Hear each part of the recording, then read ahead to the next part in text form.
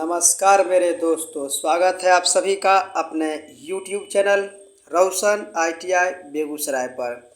दोस्तों, आज हम लोग पारा मेडिकल के इस बृहद श्रृंखला को आगे बढ़ाते हुए सामान्य हिंदी विषय का ही एक छोटा सा टॉपिक संधि को आज हम लोग देखने वाले हैं।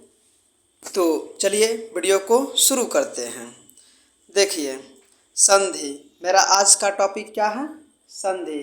तो अगर अभी तक आप इस संधि टॉपिक को नहीं पढ़े हैं तो अभी इस टॉपिक को पढ़ लें। उसके बाद हम लोग अगले वीडियो में संधि विषय टॉपिक से पूछे जाने वाले इम्पोर्टेंट 15 क्वेश्चन को देखने वाले हैं। अभी हम इस वीडियो में संधि के बारे में विस्तृत जानकारी प्राप्त करने वाले हैं।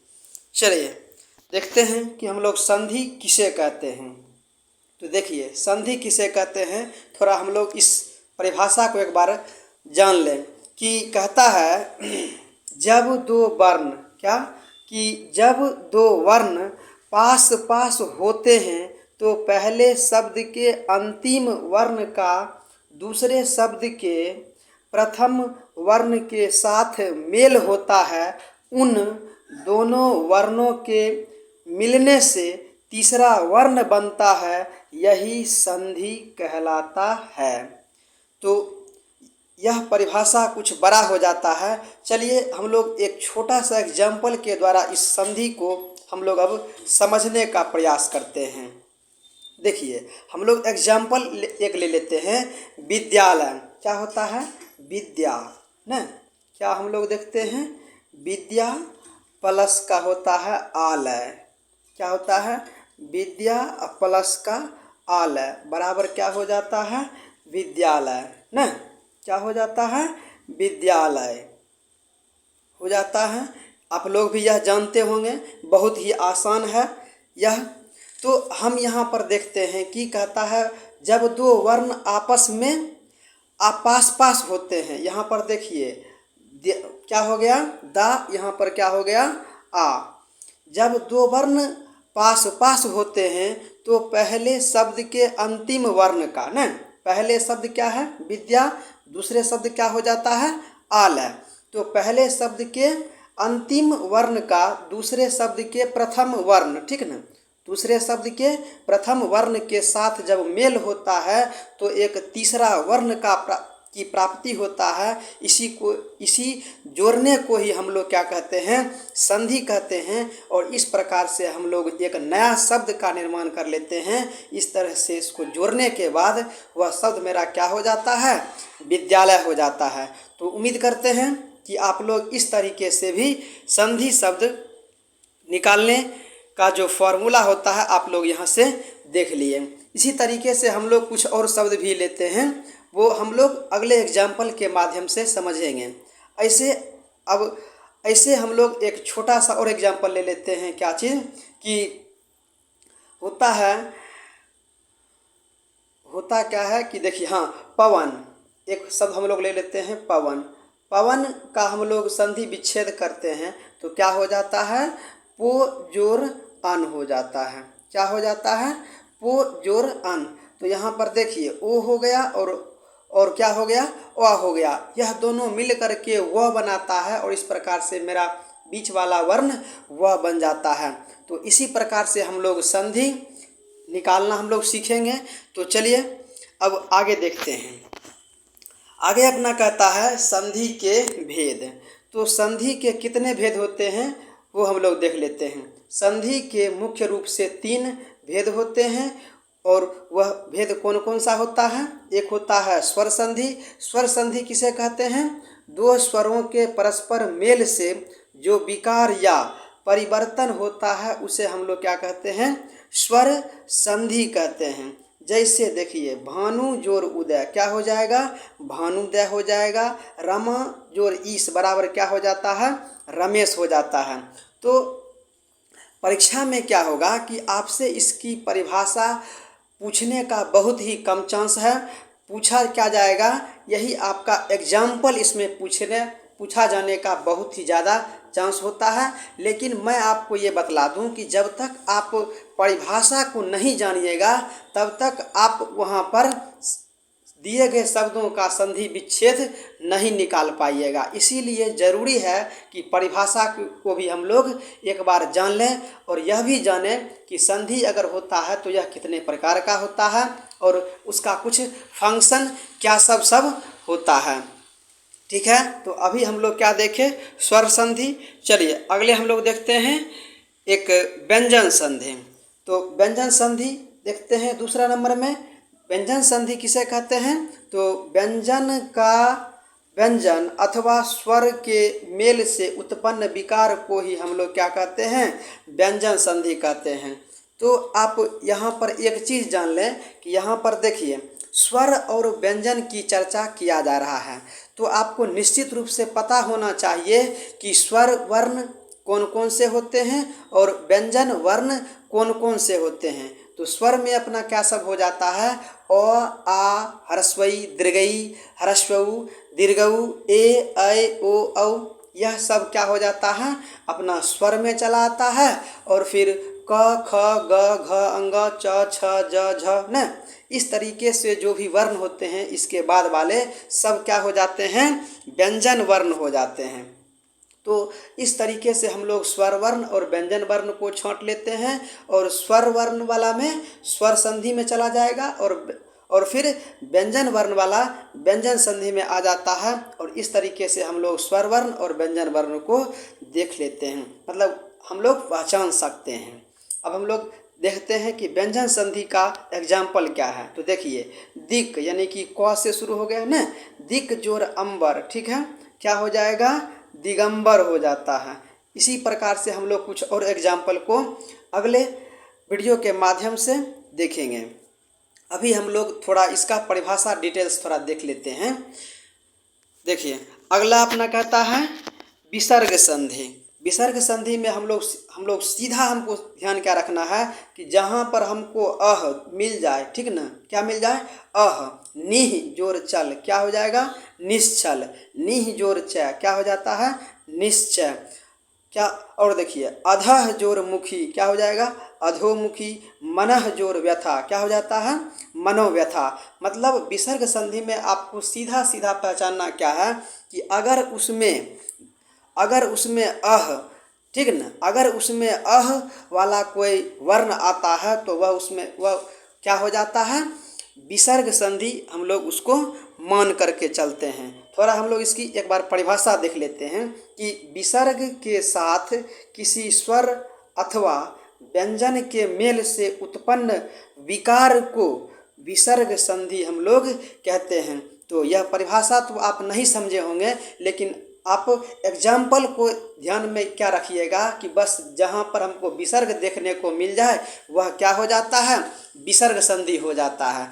एक लाइन का एकदम सीधा फंडा यही अपना चलिए कि विसर्ग संधि को हम लोग कैसे पहचानेंगे कि हम लोग विच्छेद करने के बाद अगर हमको विसर्ग देखने को अगर मिल जाए तो वह कौन सा संधि में आ जाता है, विसर्ग संधि में आ जाता है। ठीक है, तो विसर्ग संधि भी आप समझ गए। तो हम लोग अब अगले को देखते हैं। विसर्ग हो गया अपना, उसके बाद हम लोग देखते हैं कि स्वर संधि के हम लोग कुछ और भी भेद होते हैं, थोड़ा हम लोग अब उसको भी देख लेते हैं कि देखिए संधि के कितने भेद होते हैं, 3 भेद होते हैं। कौन कौन, स्वर संधि, व्यंजन संधि और फिर विसर्ग संधि होता है। तो हम लोग उसी स्वर संधि को आगे बढ़ाते हुए अब हम लोग स्वर संधि के 5 भेद के बारे में जानने का प्रयास करते हैं। तो देखिए स्वर संधि के कितने भेद होते हैं, 5 भेद होते हैं। और उन 5 भेद में सबसे पहला भेद क्या होता है, दीर्घ संधि, दूसरा होता है वृद्धि संधि, तीसरा होता है गुण संधि, चौथा अपना हो जाता है यन संधि, 5वां अपना हो जाता है अयाधि संधि। ठीक है, तो इसी प्रकार अगर नहीं, देखिए आपसे यहाँ पर पूछ सकता है कि बताइए संधि के कितने भेद होते हैं, ठीक ना। आपको इतना डिटेल्स में दिया हुआ वहाँ पर ऑप्शन नहीं मिलेगा, आपसे सीधा एक लाइन में पूछ लेगा कि बताइए संधि के कितने भेद होते हैं। तो क्या बोलना है, संधि के 3 भेद होते हैं, संधि के 3 भेद होते हैं, संधि के 3 भेद होते हैं, संधि के 3 भेद होते हैं। कौन कौन होते हैं, स्वर संधि होते हैं, व्यंजन संधि होते हैं और विसर्ग संधि होते हैं। कौन कौन होते हैं? स्वर संधि, व्यंजन संधि और फिर विसर्ग संधि। कौन कौन? स्वर संधि, व्यंजन संधि और फिर विसर्ग संधि होते हैं। अब स्वर संधि को आगे बढ़ाते हुए स्वर संधि को हम लोग 5 भाग में बांटते हैं। 5 भाग में हम लोग यहाँ पर देखते हैं। पहला भाग क्या हो जाता है? दीर्घ संधि, वृद्धि संधि, गुण संधि, यन संधि और फिर अयाधि संधि होता है। ठीक है। अब हम लोग अयाधि संधि का कुछ एग्जाम्पल को देखते हैं। तो देखिए अयाधि संधि का दीर्घ संधि का एग्जाम्पल क्या सब हो जाता है। देखिए दिव्य जोर अस्त्र बराबर क्या हो जाता है? दिव्यास्त्र हो जाता है। नयन जोर अभिराम क्या हो जाएगा? नयनाभिराम। बीज बीज जोर अंकुर क्या हो जाएगा? बीजांकुर। बीज जोर अंकुर क्या हो जाता है? बीजांकुर हो जाएगा। मध्य जोर अवधि बराबर क्या हो जाएगा? मध्यावधि हो जाता है। परम जोर अर्थ बराबर क्या हो जाएगा? परमार्थ हो जाता है। तो यहाँ पर दीर्घ संधि किसे कहते हैं? परीक्षा में हमें यह नहीं पूछा जाएगा, हमसे सिर्फ और सिर्फ इसका एग्जाम्पल पूछा जाएगा। तो आप इन सारी एग्जाम्पल को समझें और इस एग्जाम्पल के माध्यम से ही आप समझ सकते हैं कि दीर्घ संधि किसे कहते हैं। हमसे परिभाषा नहीं पूछा जाएगा, इसीलिए भी मैं आपको यहाँ पर दीर्घ संधि का परिभाषा नहीं बता रहा हूँ। ठीक है। हम आपको यहाँ पर वही चीज़ बता रहे हैं जो परीक्षा में पूछा जाता है। ठीक है।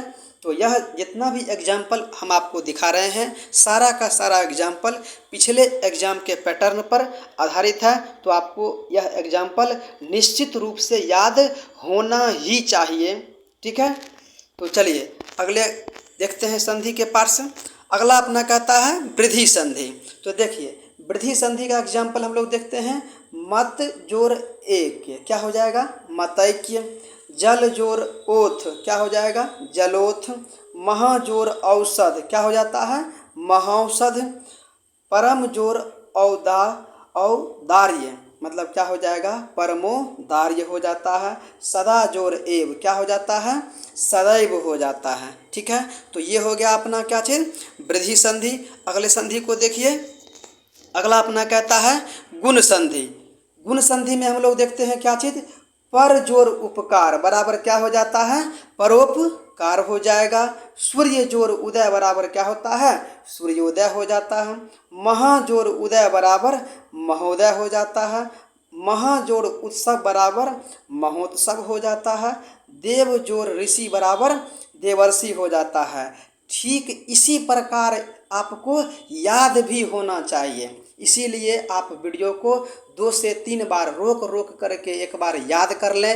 अगर सीधा याद नहीं होता है तो आप एक बार वीडियो को रोक करके कॉपी में नोट कर लें, उसके बाद आप इसको एग्जाम्पल को याद करें। यह सारा का सारा एग्जाम्पल पिछले एग्ज़ाम में पूछा गया एग्जाम्पल है और पिछले एग्ज़ाम में पूछा गया क्वेश्चन ही कहीं ना कहीं रिपीट भी करता है। इस बात को मान करके आप इसको याद भी निश्चित रूप से करते चलें। चलिए अगले संधि को देखते हैं। अगला अपना संधि कहता है यन संधि। यन में हम लोग क्या देखते हैं? प्रति जोर एक बराबर क्या हो जाता है? प्रत्येक होता है। अति जोर आवश्यक बराबर क्या हो जाता है? अत्यावश्यक हो जाता है। प्रति जोर अर्पण बराबर क्या होता है? प्रत्यार्पण हो जाता है। ठीक है। तो आप यहाँ पर यन संधि देख लिए। अगले संधि को देखिए। अगला अपना कहता है कि अयाधि संधि। ठीक है। अयाधि संधि देखिए, अयाधि संधि का एग्जाम्पल कुछ इस प्रकार है कि ने जोर अन बराबर क्या हो जाता है? नयन हो जाता है। गो जोर इस बराबर क्या हो जाता है? गवीश। पो जोर अक बराबर क्या हो जाएगा?